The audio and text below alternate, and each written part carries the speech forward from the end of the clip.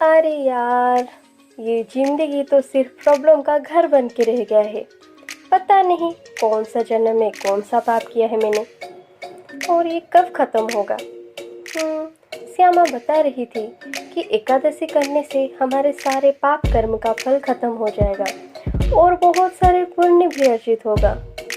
देखते हैं, सब तो करके देख लिया, ये भी ट्राई करते हैं। और वो कह भी रही थी, एकादशी तो बिल्कुल LIC की तरह है, जीवन के साथ भी और जीवन के बाद भी। चलो ट्राई करके देखते हैं। पर अब कौन सी एकादशी आने वाली है आगे?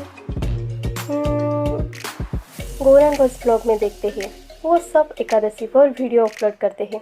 तो फिर चलो देखते हैं।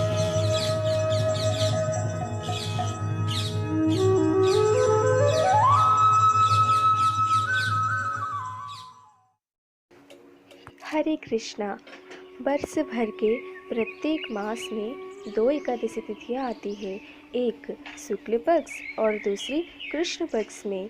जो भक्त एकादशी का व्रत पूरे विधि विधान से करते हैं, उनकी समस्त मनोकामनाएं श्री हरि विष्णु शीघ्र ही पूरी करते हैं।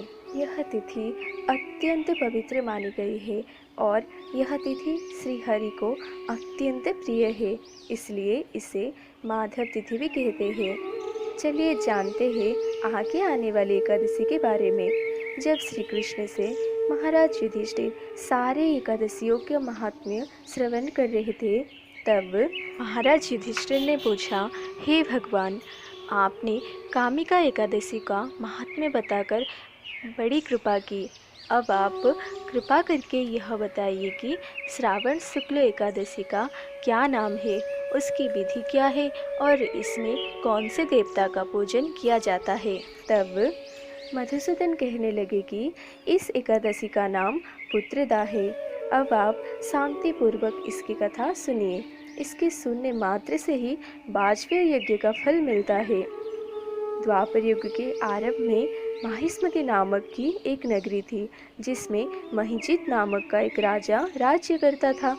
लेकिन पुत्रहीन होने के कारण राजा को राज्य सुखदायक नहीं लगता था।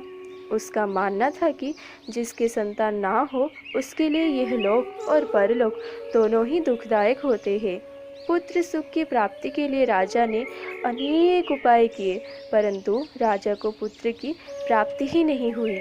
वृद्धावस्था आती देखकर राजा ने प्रजा के प्रतिनिधियों को बुलाया और कहा, हे प्रजाजनों, मेरे खजाने में अन्याय से उपार्जन किया हुआ धन नहीं है, ना मैंने कभी देवताओं तथा ब्राह्मणों का धन छीना है, किसी दूसरे की धरोहर में भी नहीं ले।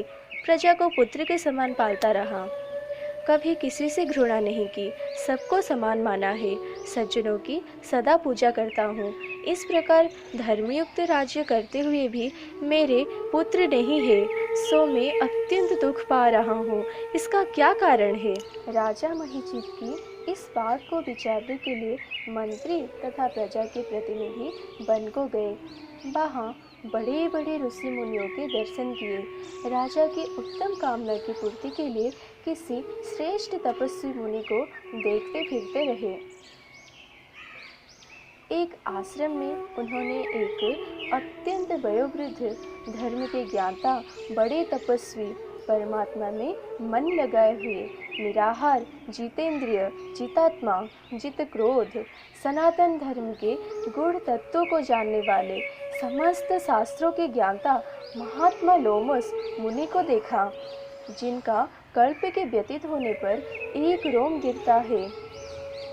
सबने जाकर ऋषि को प्रणाम किया। उन लोगों को देखकर मुनि ने पूछा कि आप लोग किस कारण से आए हैं?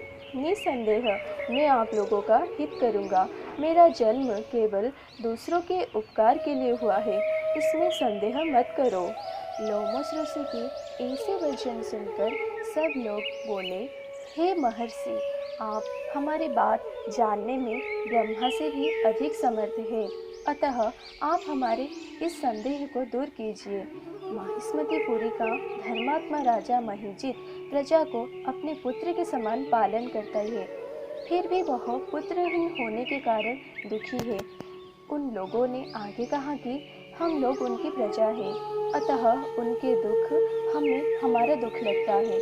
आपके दर्शन से हमें पूर्ण विश्वास है कि हमारा यह संकट अवश्य दूर हो जाएगा, क्योंकि महान पुरुषों के दर्शन मात्र से अनेक कष्ट दूर हो जाते हैं। अब आप कृपा करके राजा के पुत्र होने का उपाय बताइए। यह वार्ता सुनकर ऋषि ने थोड़ी देर के लिए नेत्र बंद किए और राजा के पूर्व जन्म का वृतांत जानकर कहने लगे कि यह राजा पूर्व जन्म में एक निर्धन वैश्य था। निर्धन होने के कारण इसने कई बुरे कर्म किए। यह एक गांव से दूसरे गांव व्यापार करने जाया करता था।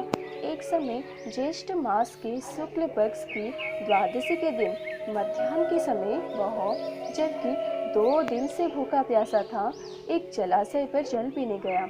उसी स्थान पर एक तत्काल की ब्याही हुई प्यासी गाय भी जल पी रही थी।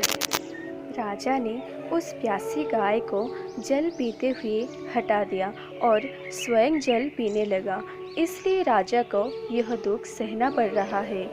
एकादशी के दिन भूखा रहने से वह राजा हुआ और प्यासी गाय को जल पीते हुए हटाने के कारण पुत्र वियोग का दुख सहना पड़ रहा है। ऐसा सुनकर सब लोग कहने लगे कि हे ऋषि, शास्त्रों में पापों का प्रायश्चित भी लिखा है, अतः जिस प्रकार राजा का यह पाप नष्ट हो जाए, आप ऐसा उपाय बताइए। लोमस मुनि कहने लगे कि श्रावण शुक्ल पक्ष की एकादशी को, जिसे पुत्रदा एकादशी भी कहते हैं, तुम सब लोग व्रत करो और रात्रि जागरण करो, तो इससे राजा का यह पूर्व जन्म का पाप अवश्य नष्ट हो जाएगा। साथ ही राजा को पुत्र की अवश्य प्राप्ति होगी। लोमस ऋषि के ऐसे वचन सुनकर मंत्रियों सहित सारी प्रजा नगर को वापस लौट आए और जब श्रावण शुक्ल एकादशी आई तो ऋषि की आज्ञा अनुसार सबने पुत्रदा एकादशी का व्रत और जागरण किया। इसके पश्चात द्वादशी के दिन इसके पुण्य का फल राजा को दिया गया। उस पुण्य के प्रभाव से रानी ने गर्भ धारण किया और प्रसव काल समाप्त होने पर उसके एक बड़ा तेजस्वी पुत्र उत्पन्न हुआ। इसलिए हे राजन, इस श्रावण शुक्ल पवित्र एकादशी का नाम पुत्रदा भी पड़ा। अतः संतान सुख की इच्छा हासिल करने वाले इस व्रत को अवश्य करें। इस कथा को पढ़ने तथा इसके महात्म्य को सुनने से मनुष्य सब पाप से मुक्त हो जाता है और इस लोक में संतान सुख भोग कर परलोक में स्वर्ग को प्राप्त होता है और तो और कृष्ण प्रेम भी प्राप्त करता है। इसलिए सबको अत्यंत निष्ठापूर्वक एकादशी व्रत का पालन करना चाहिए।